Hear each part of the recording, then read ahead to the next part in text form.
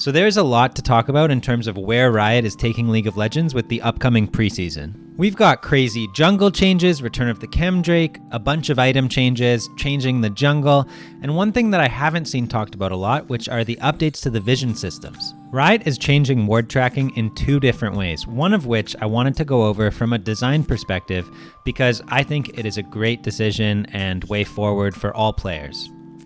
Here it is, enemy ward timers. Riot is making it so that if you ping an enemy ward that you saw was placed within the last 10 seconds, a ward timer will appear until the ward is gone. This is great game design, and I want to tell you why I feel that way. Imagine you are teaching someone new how to play League of Legends. There's such an overwhelming amount of skills to learn, and I'm not just talking about the 810 abilities and passives of all the champions, or the added summoner spells and items. I mean, I've played for years, and my understanding of macro is still at maybe a 2nd grade level.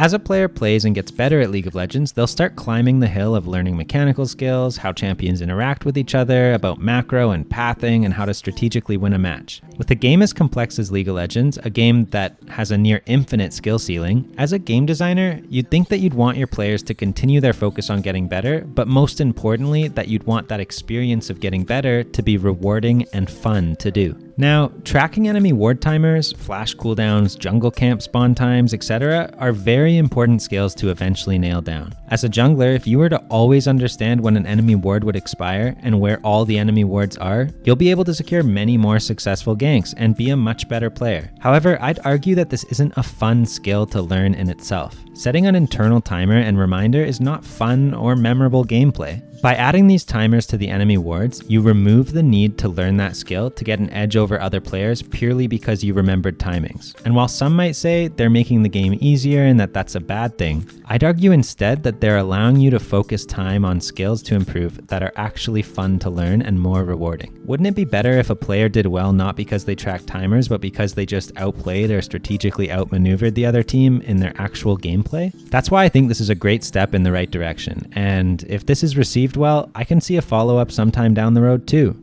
There are countless apps out there right now that allow you to see timers on jungle camps you kill yourself or walk through and find eliminated. And while you can do that manually as a player, it weighs on your mind and makes you feel like you have an edge by having one of those overlays active. If they're choosing not to eliminate the ability for third-party apps to do that, then as a next step off of this ward timers change, I'd like to see them integrate that functionality into the game next as even an optional feature, as it's not very fulfilling or badass to time camps. I'm stoked for the preseason and how much it'll be changing the game, and I'd love to hear your thoughts, both positive and negative, on how you're feeling about everything that's coming our way.